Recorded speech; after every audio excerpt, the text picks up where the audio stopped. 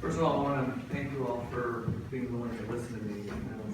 It's nice to have a captive audience once in a while where you just can't escape from me. And the other thing I'd like to say is it's nice leading a service like this because I get to pick the hymns.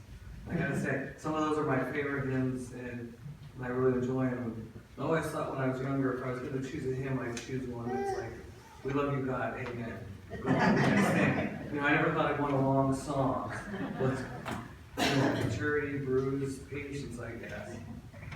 But I wanted to ask you about having faith and not worrying and wait. How many times have you heard people say that to you in your daily life, like a problem or something? "Oh, don't worry about it. Have faith. It'll work out." But exactly what is faith? What is it? What does it mean to me? And how do I know if I have it? What does God expect from me, and can I do it? These are some good questions that we often ask ourselves. I even see that we talk about it in Bible studies and even just in general talking. But for me, before I can answer any question, I need to define it. You got to know the problem, and then that way you can handle it. So I don't know if all of you are like this, but for me, whenever I have a problem, I always go to the internet. The internet knows everything, right? You can even hit the button and say, "Google, what should I have for dinner tonight?" It'll give you some choices, and I say that's pretty good. But when I entered into the internet, the first thing that came up was, according to Bing.com, the first one is complete trust or confidence in someone or something. Okay, not too bad. Number 2, a strong belief in God or the doctrines of religion based on spiritual apprehension rather than proof. Okay, good. But does that really answer the question? So let's hold on that for a second. It's a lot of information there. And one thing might help us answer that was when I was researching it, in Matthew 18:3-4, and this is Jesus said, "Verily I say unto you, except ye be converted and become as a little children, you shall not enter into the kingdom of heaven. Whosoever therefore shall humble himself as this little child, the same is the greatest in the kingdom of heaven." Now, how can we compare that to ourselves as adults, as children? And my best example is magic shows. We've all been to magic shows, right? We've taken our kids to magic shows. We've looked at magic shows, and even when the magician is mediocre, or we know how the trick is done, we still go, "Ooh, ah." And why is that? It's because we want to be immersed in the show. We want to believe that something is really, really cool is happening. It's not magic or anything like that. But we still want to believe that something is different about this.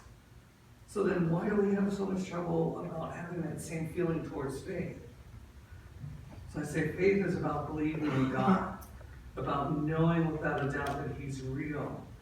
He believes in us, and He's loved us so much that He sent us Jesus, that through His death and resurrection, we can have this personal relationship with Him. Because through His death, we were able to do away with the old sacrificial system of the old Israelites where we had to make a sacrifice for our sins. We can actually go to God ourselves and ask for forgiveness.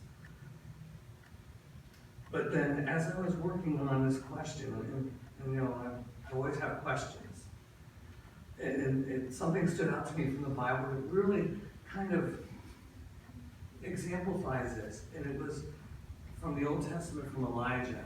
Everybody knows Elijah was one of the most big prophets of the Old Testament. He did a lot of things. He had a good relationship with God, and Elijah was fleeing from Jezebel because the Israelites had turned away from God, and Jezebel was trying to kill all the prophets of God because she wanted her way and nobody else's way. But then the title of it's 1 Kings 19, where Elijah meets God at Mount Horeb. And God said, "Stand on this mountain in the presence of the Lord, for the Lord is about to pass by." It goes on to say, "Then a great and powerful wind tore at the mountains and tore them apart, and shattered the rocks before the Lord, but the Lord was not in the wind. And after the wind there was an earthquake, but the Lord was not in the earthquake. And after the earthquake came a fire, but the Lord was not in the fire. And after the fire there came a gentle whisper. When Elijah heard it, he pulled a cloak over his face and went out and stood at the mouth of the cave. And the voice said to him, "What are you doing here, Elijah?" And that piece really moves me, because number one, I would love to be a fly and see that all this really happening. It would have been cool, but it was that faith personified, that little voice that came to Elijah directly. And how can we hear that voice?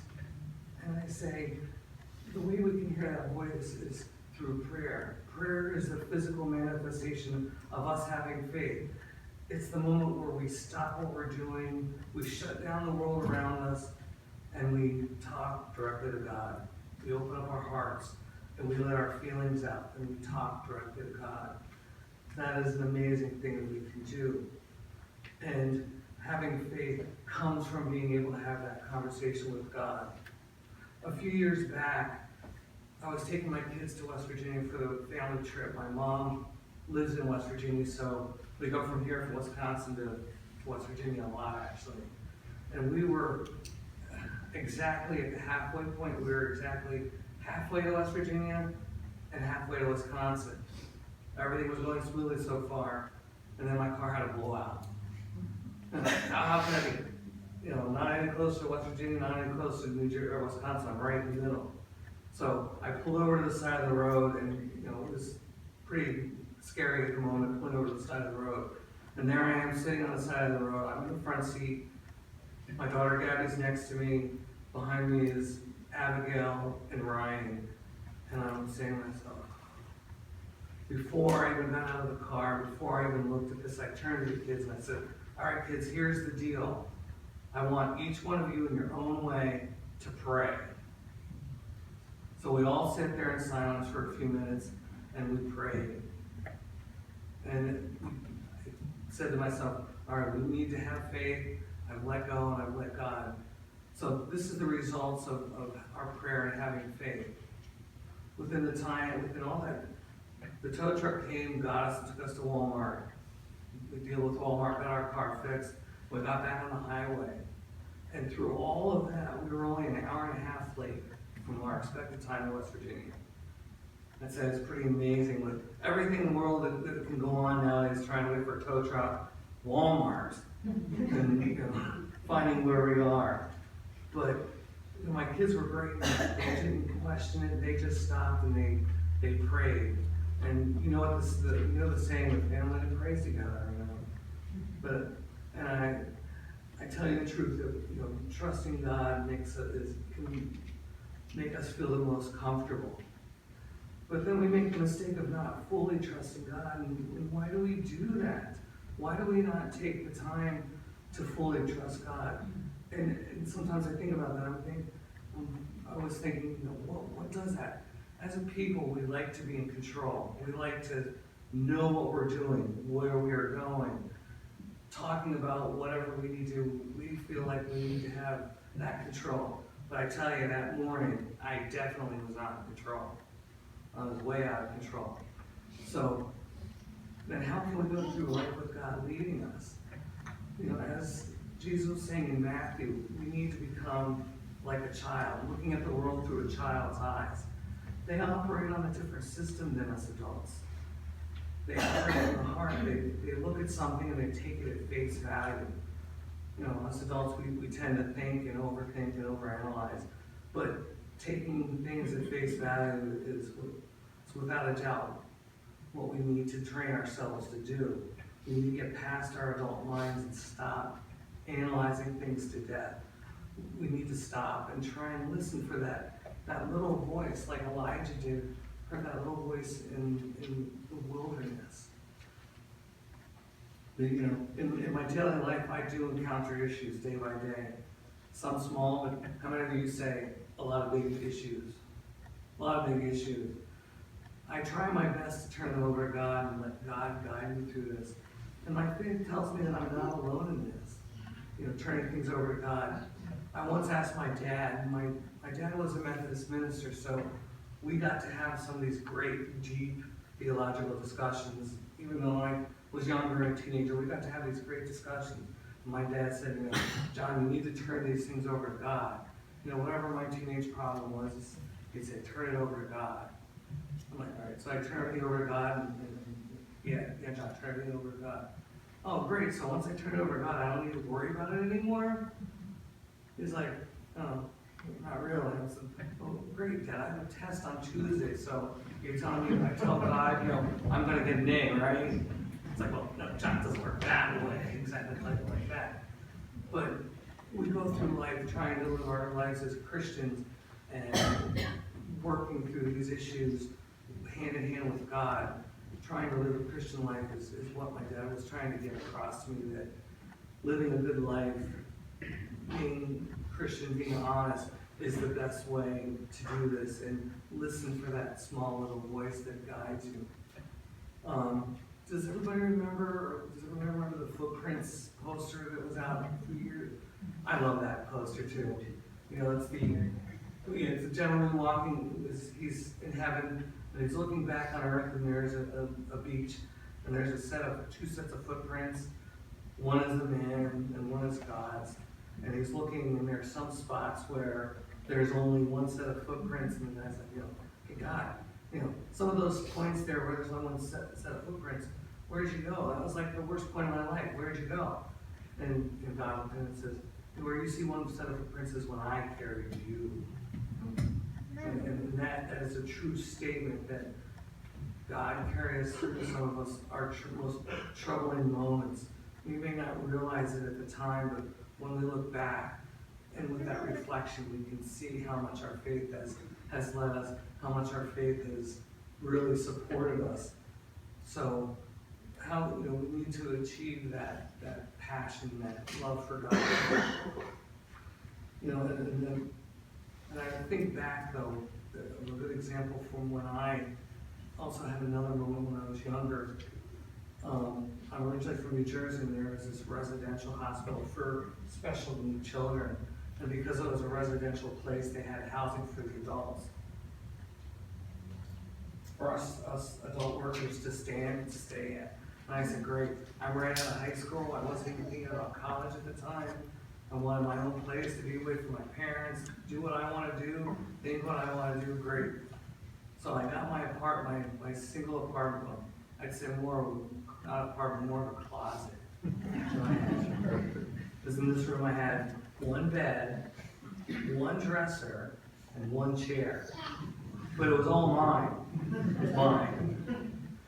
So I go through my first day, my parents helped me move in, my brother helped me move in. As my first day there and staying in my closet. And I went to bed, did my things, and went to bed. I'm laying in bed, and it just dawned on me that for the first time in my life, my 18 years of life, I'm alone. I'm in a place by myself.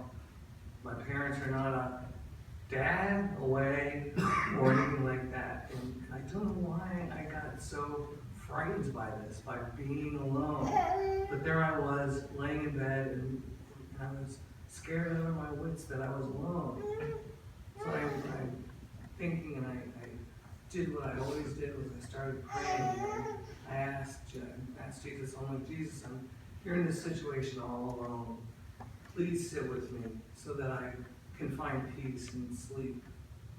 I'm laying there, and I realized there was like one little chair was full of junk.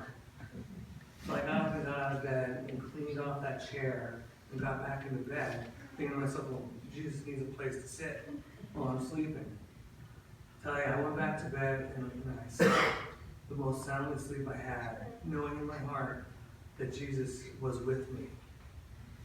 I think we all can find that moment in ourselves when we can have that belief and know without a doubt that Jesus is with us there in our hearts, and bring us peace of mind. We'll just bow our heads for a prayer before I'll ask him. Lord, I thank you for your peace that you give us, and I thank you for we are able to hear that quiet little voice that you speak to us. And I ask that you teach us to better hear that voice so that we can know that we have a close relationship with you and we can be more of your people. And in Jesus' name I pray, amen.